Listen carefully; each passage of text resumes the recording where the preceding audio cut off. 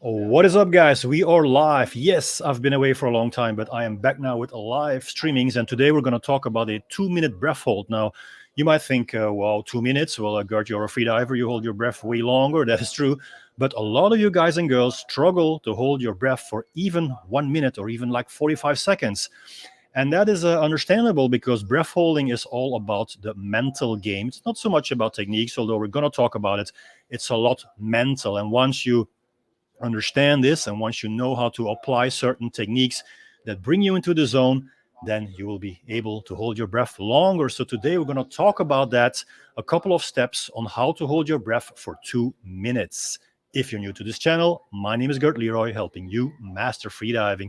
But before we start, please click the join button on my channel, and then you get extra perks. So when we do live sessions like this one, and I'm planning to do more of them in the near future, you will get extra perks like priority replies on your comments, and even you can get invited with the webcam so we can have a one-on-one chat on these live streams. You can also press the $sign, which is the super chat. It helps me in supporting my channel. So if you like this channel, if you like the content that I'm bringing, press the $sign, the super chat. So let's get started.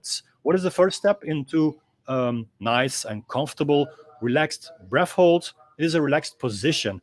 That might sound obvious, but when I see people holding their breath, you can obviously see the tension in their body. So you want to get rid of all kinds of tension. So what is the most relaxed position? Well, it could be two things. One is sitting down on a chair, but I prefer laying down on my back, on your bed, on the couch, or on a yoga mat. So you're going to lay down on your back. You're going to look at the sky, at the ceiling, your hands, your arms next to you, your palms facing upwards, and you're going just to relax every single muscle in your body. That is how you can get into the zone, how you can hold your breath longer. That is my number one preferred relaxed position for breath holding. Now we will come back on what you can do to relax even more, but that is step number 3. I think it is the body scan. Let's talk about that later. So when you are in this relaxed position, what are you going to do? You're going to breathe in a certain way. Now, normally I wouldn't advise to do specific breathing techniques. The way to go here is to do tidal breathing, and tidal breathing is a small inhalation, small exhalation. It's just a most relaxed way of breathing. This is what I teach you in courses, in freediving courses. For this specific video, I will teach you another way of breathing, which is called the yogic breath. Now, you might say, Gert, why are you teaching us different breathing techniques, whereas you just said that tidal breathing is the way to go? Well, because there is no black and white science when it comes down to breath holding.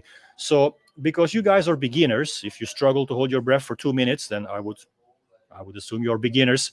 Then actually this yogic breath might help you in getting into the zone. Because if I ask you to do tidal breathing, small inhalation, small exhalation, you don't really know what's going on. There is no specific technique to pay attention to, and it might get a little bit challenging. So when I give you something to actually execute, like a yogic breath, which comes down to a 2-part breath, first in the belly and then in the chest, then you have something to focus on.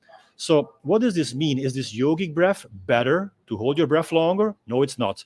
But it is better to get you into the zone. I'm giving you something that you can play with. I'm giving you something that you can focus on. So eventually your mind will be focused on that breathing techniques, and you won't have time nor energy to think about anything else. Focus and relaxation, that is all that matters in a breath hold. So if I can get you there, if I can get you in a relaxed state of mind, if I can get you into the zone, then that's what I want. That is the condition to hold your breath longer.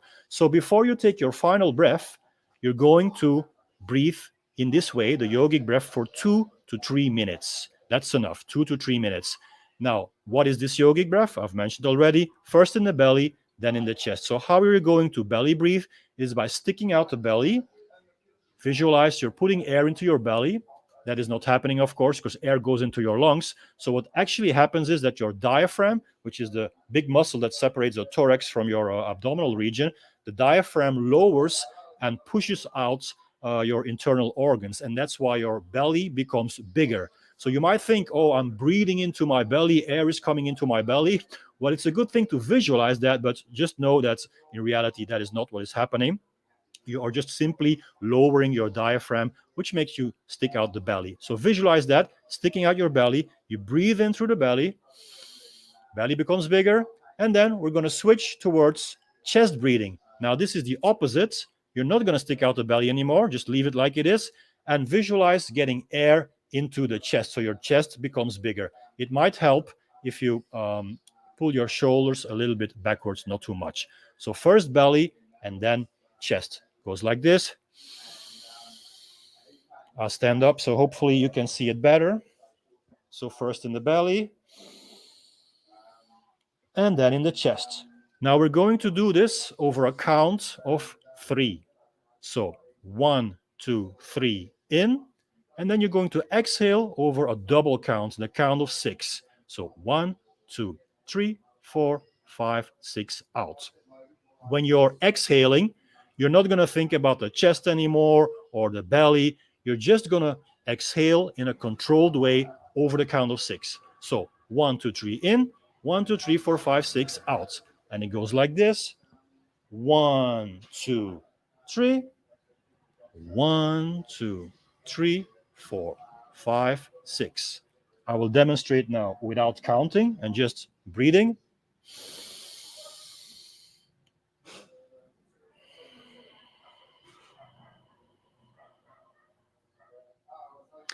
Now, you might have noticed I inhaled through the mouth, I exhaled through the nose. That was not deliberate. In fact, I would advise you to do everything through the nose. You can do it through the mouth. It doesn't really matter. But as nose breathing is generally considered as superior to mouth breathing, I'm going to ask you to do everything through the nose. So inhalation through the nose, 1, 2, 3. Exhalation through the nose, 1, 2, 3, 4, 5, 6. Here we go.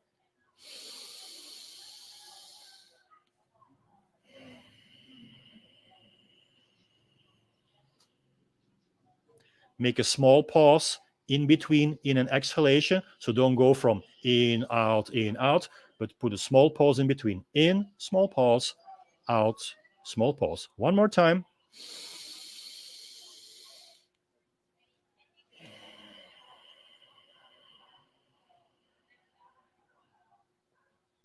That is the yogic breath. You're going to do this over 2 to 3 minutes. When that is done, you should be in the zone already. You should enjoy that moment. And if you're not, it means because you're not comfortable doing that. So before you go into a breath hold, you might want to practice this yogic breath a couple of times to become comfortable with it. So after 2 to 3 minutes, you're going to take your final breath. What is a final breath? It's exactly the same as the yogic breath, but obviously you're not going to exhale anymore because you're going to hold your breath. The final breath we're going to do over a count of 5. So 1, 2, 3, 4, 5. Final breath we do through the mouth because it's just easier to control the flux of air coming in through the mouth. So first 2 counts, belly, and then 3, 4, 5 towards the chest. It looks like this.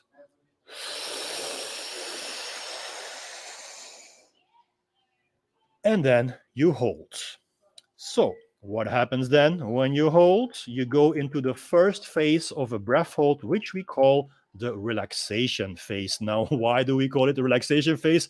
Well, because the next phase will not be so relaxed anymore, but more about that later. Let's concentrate first on this relaxation phase. This is the most enjoyable part of a breath hold. This is the most easy part of the breath hold, and that's what everyone likes about breath holding. So we want to extend this relaxation phase as much as we can. We want it to last forever because it just feels so nice. So how are we going to do that? How are we going to extend this relaxation phase? It is by applying certain techniques like the body scan or visualization. So let me talk a little bit about the body scan. You're laying down on your back. Remember, your arms next to you, palms facing upwards.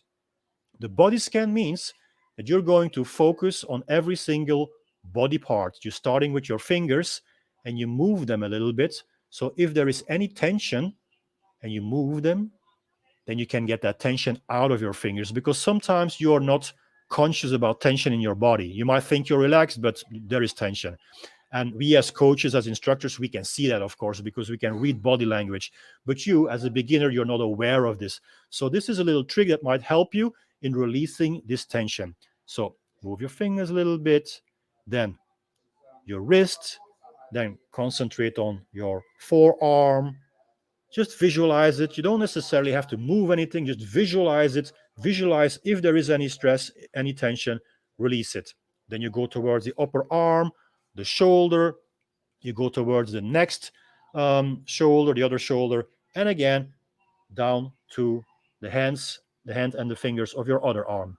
Then visualize your chest. If there's any tension, get it out, and you go down towards your right leg, upper leg, your calves, your ankle, your foot, and your toes, and you move everything a little bit to make sure all the tension is out.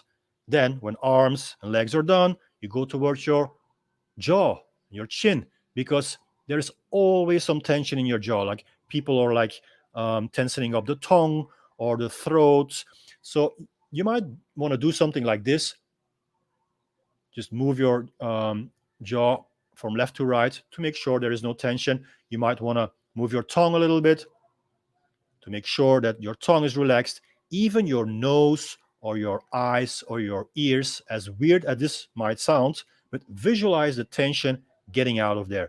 Visualize the tension getting out of your forehead. No more tension. That is the body scan. Another way of making sure that you are in the zone and totally relaxed during this relaxation phase is visualization. Basically, visualization comes down to thinking about stuff that you like. It can be anything. It can be something very trivial, like a cake that you ate this morning and you just liked the cake. So you go over the taste again. You imagine you're eating that cake and you are experiencing the taste of that cake without actually eating it. That's very basic, but it can be also a bit more emotional. Like you can go back to your childhood, think about when you were 10 years old and you had a best friend and you were walking in the street and playing games. Try to visualize the details, like who was living in those houses. Try to visualize the houses, who was living there. Did they have a dog? Did I have any friends living in that house? I'm sure as a young boy or a young girl, you've walked all the streets of your village. So try to go through those streets again and remember who was living there and what was actually happening there. Try to remember all those details again. So that is visualization, because when you are thinking about that, you have no time to think about other stuff. And that other stuff might be not so pleasant thoughts, because our mind is our biggest enemy, right? When we hold our breath, it's all about remaining calm, keeping the bad thoughts away. So that's why we do things like body scan and visualization, so we stay focused on pleasant feelings and pleasant thoughts. And if at some point you would start thinking about something that you don't like to think about, or if you would start being anxious about holding your breath, if suddenly your mind would shift, your focus would shift from this visualization towards, oh my God, I'm actually holding my breath and soon it's going to feel uncomfortable. If that would happen, then switch to another technique.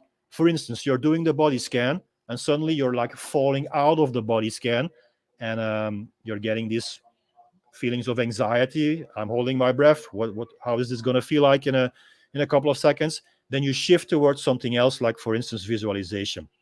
Within the technique of visualization, you can also shift between different techniques, like the cake, or thinking about your childhood, or just imagining stuff that you would like to do. It doesn't necessarily have to be something that happened already. It can be wishful thinking. You can imagine doing something in the future, as long as you enjoy doing that. All right. So that is the relaxation phase. And at some point, this relaxation phase will come to an end. And what happens then? You're going to start feeling the urge to breathe. Now, the urge to breathe is a way of describing a not so pleasant feeling of the body saying, hey, it is time now to start breathing again. Now, what is it actually? It is the higher levels of CO2 that are telling you to breathe.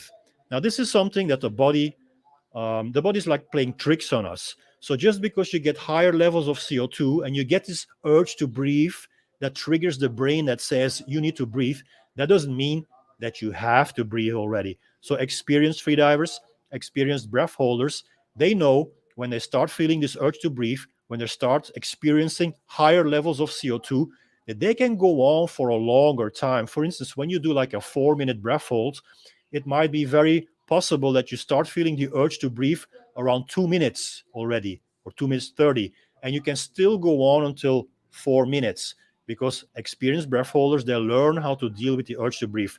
Now, the urge to breathe manifests itself in something that we call contractions. Contractions or spasms of the diaphragm. Remember, the diaphragm is the big muscle here between the thorax and the abdominal wall. When this diaphragm starts to move up and down, like some kind of internal hiccups, that is a contraction. Usually, beginners, they freak out when they get contractions and they stop the breath holds. And then they send me messages and say, Gert, I felt my first contraction and I can't deal with it and I have to stop holding my breath. That's because you're not comfortable with contractions. So breath holding is a metaphor for life. Breath holding teaches you how to become comfortable with the uncomfortable. Obviously, contractions are uncomfortable. Nobody likes contractions. But just because you don't like something, that doesn't mean you have to give in to it. You can learn to become more comfortable with something that is uncomfortable. And that's why breath holding is, is just an awesome meditation tool, because in life, always something will go wrong. And if you give up every single time something goes wrong, well, you won't accomplish too much, right? So it is a tool that teaches us to deal with problems in life. That's actually the metaphor for life, is breath holding. So when you feel these contractions, usually you're going to start tensing up. Now, if you tension up and your muscles are not relaxed, then you're going to feel these contractions even more. So the key thing here is, when you start feeling the contractions, when you start feeling the urge to breathe, is to relax even more. So when things become more difficult, you have to relax even more. You have to go even deeper into relaxation, because then it is easier to deal with contractions. Now, at some point, of course, you will have to abort the breath hold. And that is when the breath hold comes to an end. So, when the breath hold comes to an end, you are on low oxygen. What are you going to do? You're going to start breathing again. But how you're going to do that is by doing the recovery breath. So you want to get oxygen in as fast as possible to replenish your system with the necessary oxygen. We do 5 recovery breaths. What is a recovery breath? It looks a bit like this. And that is more or less how it looks like when you are tired. When you go running, we go running around the block, a few blocks, and you're tired. How will you breathe? That's how you breathe, right? So that is a recovery breath. Take some air in, let it passively out. Air in, passively out 5 times. And when that is done, your whole breath hold is finished. Whether you have done 1 minute or 2 minutes or 3 minutes or 4 minutes, it doesn't really matter. This video is called 2-minute breath holds because I wanted to get your attention. But I want you to know that a breath hold is not about the time you hold your breath. A breath hold is about learning to assess your internal situation, to get to understand the feelings that are going on. And once that you understand those feelings, then you will be able to deal with them better.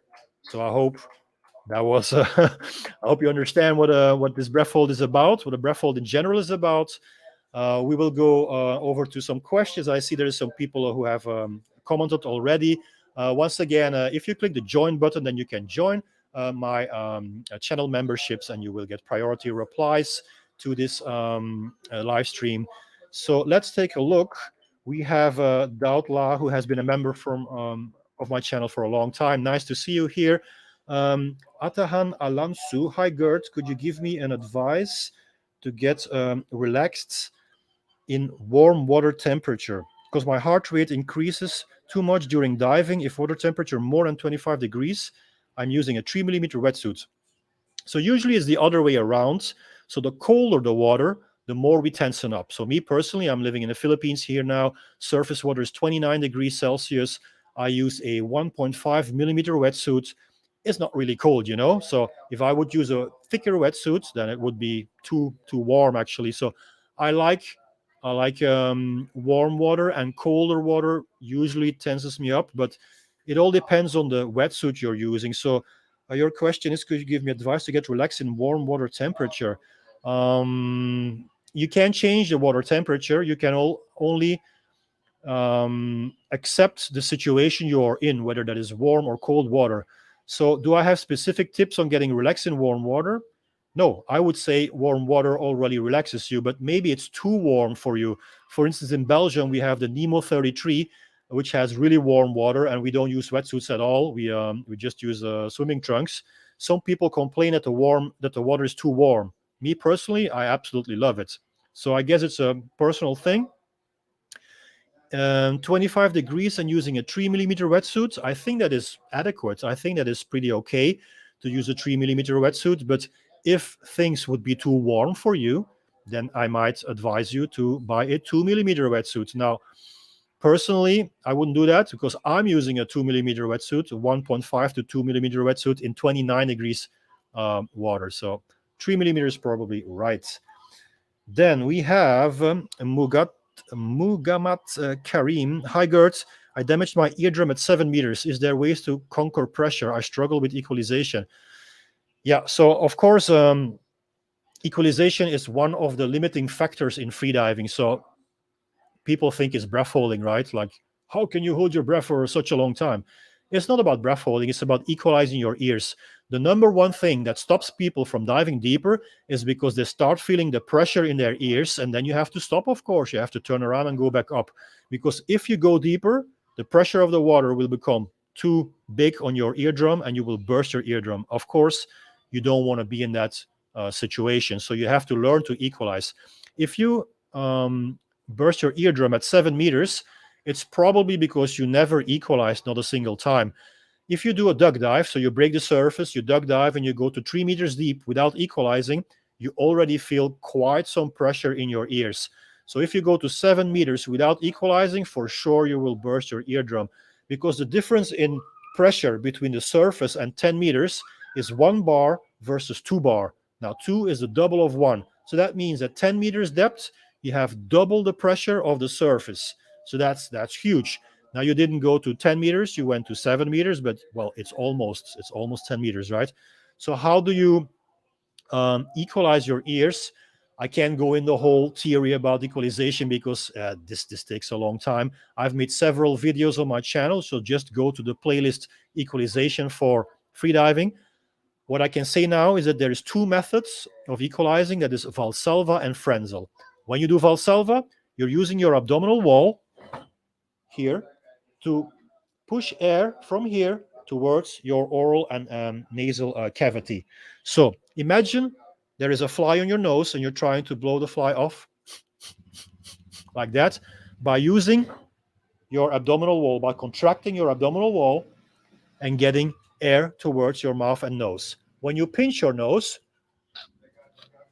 the pressure cannot escape through your nostrils, so the pressure will build up here, goes to your ears, and that is how you equalize your ears. That's Valsalva. When you do Frenzel, it's completely different.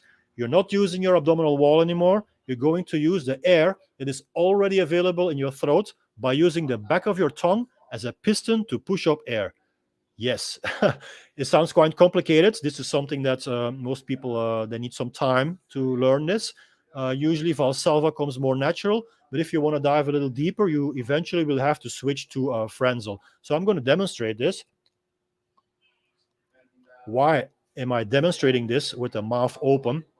Because I want you to understand that I'm using the air that is in the back of my throat. That's why I can open my mouth, because I'm not using any air in front here. So that air might escape. I'm not using it anyway. I'm using air that is at the back of the tongue.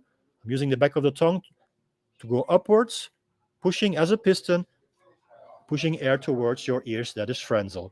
Those are 2 methods to equalize. If you're a more advanced freediver, there are other techniques like mouth fill or like BTV, like the voluntary opening of the eustachian tubes, the tubes that connect the nasal cavity with the inner ear. But that is all advanced stuff, and we're not going into that. So Valsalva or Frenzel. Try to equalize every meter. preferably even every half a meter. So that means when you do your duck dive, you're going to equalize in this frequency. Ch, ch, ch, ch, ch, ch. That's how fast it is. If you wait, if you do something like this, ch, ch, ch, that takes too long and pressure will already build up in your ears. If there's already pressure in your ears, it becomes more difficult to equalize. So the best way to equalize without using force, and you have to gently equalize, that is to equalize before the pressure builds up. So you're going to equalize when you're not feeling pressure yet. Ch, ch, ch, ch. When you turn and you come back up, you do not equalize anymore, because when you come up, there is a pressure decrease, not a pressure increase, but a pressure decrease, and your ears will automatically adjust to that. So equalization we only do on the way down. That is it, guys. I see Sam Langton says, thanks, Gert. Really good video and advice. Just got a new comment in here from Carlo. Hi, Gert. I'm a beginner and I'm trying to improve my breath holding.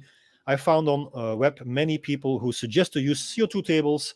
At the same time, many other people do not recommend them how to improve. So if you're struggling with 1 minute and you want to do a 2-minute breath hold, then my advice is do not do CO2 tables at all.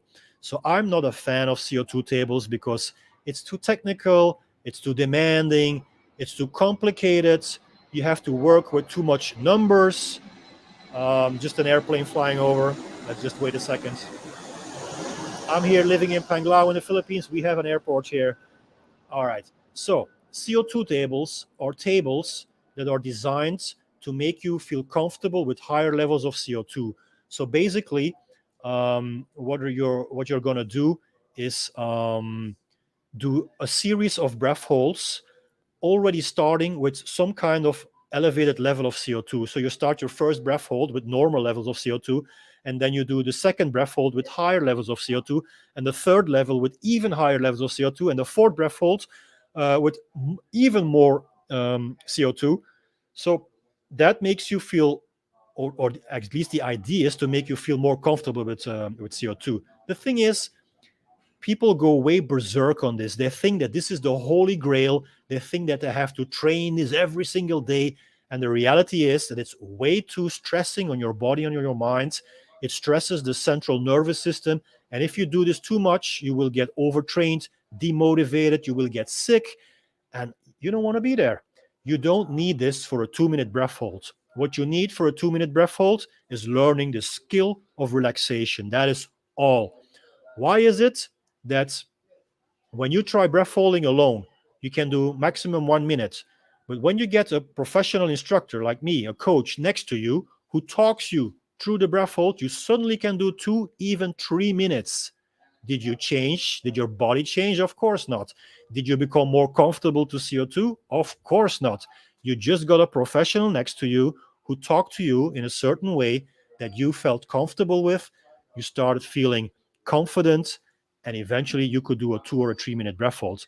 So it's got nothing to do with training your body. It's all about your mind. This is a mental game. You do not need CO2 tables at this stage. Thank you for the question. Then we got a Dan Kokori. I can't equalize with swallowing. So you might have seen my video about swallowing. So if you can't equalize with swallowing, that's okay. Not everyone needs to do that. So the normal way of equalization is Valsalva or Frenzel, which I discussed earlier in this video. Daudla is here. Good to see you, man. I hope to see you on the video one day. Keep up the good work, Gert. Thank you. Then we have Santiago Ortiz. Is CNF your favorite? Yes, it is. So CNF is a constant weight, no fins. That's my favorite discipline. And why is it my favorite discipline? Because, well, freediving is supposed to be free, right? So the less I have on my body, the better. So if you do monofin, well, you have to buy an expensive monofin. If you do bifins, you need bifins. So no fins needs no fins. It's free. So you could basically literally do that just in your swimming trunks. So of course I use a wetsuit, not only for to feel warm, but the wetsuit has less drag, creates less drag. So professional wetsuits are made with a smooth skin, and smooth skin is said to have like an increase of 20 to 30% of glides. So your skin is actually creating more drag than a smooth skin. So I like CNF. I like no fins because of that, because it makes me feel free, but also because it's the most demanding discipline of all, because you do not use any gear to go back up. You can only rely on your own strength. So I like challenging things. I like challenging disciplines, and it's just incredibly demanding, this discipline. And just because it is so demanding, that's why I so love it so much. So I have kind of a love-hate relationship with CNF, because if you swim back up from 62, which is my personal best for a CNF, I can guarantee you that ain't gonna be a walk in the park. Swimming back up from 62, just using your arms and your legs, that's fucking hard work. So do I like it? Well, it's like running a marathon, right? Do you like running a marathon? Well, you probably like it because of the challenge, but at the end of the marathon, you are half dead. So that's the feeling I have when I swim back up from 60 on CNF. It's a super interesting discipline. It teaches you so much about your own mind and about how you deal with anxiety and with problems and with the idea of giving up. And it's absolutely marvelous. Thank you very much, Gert, for equalizing explanation. Yeah, check out my other videos on my channel. And if there are no more questions, then we will round up, guys. Thank you for having me. I see Carlo has one more question.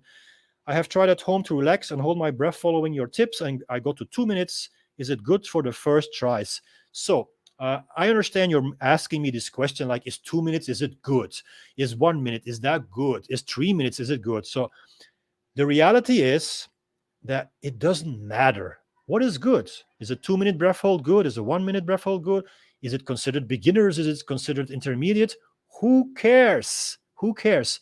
The only reason why you want to know if this is considered good or if you're considered a beginner or intermediate is your ego, because you want to satisfy your ego. If there is one thing in freediving that we are teaching our students, it is to let go of the ego. That's how you become a better freediver. Let go of your ego. Now that is super, super difficult.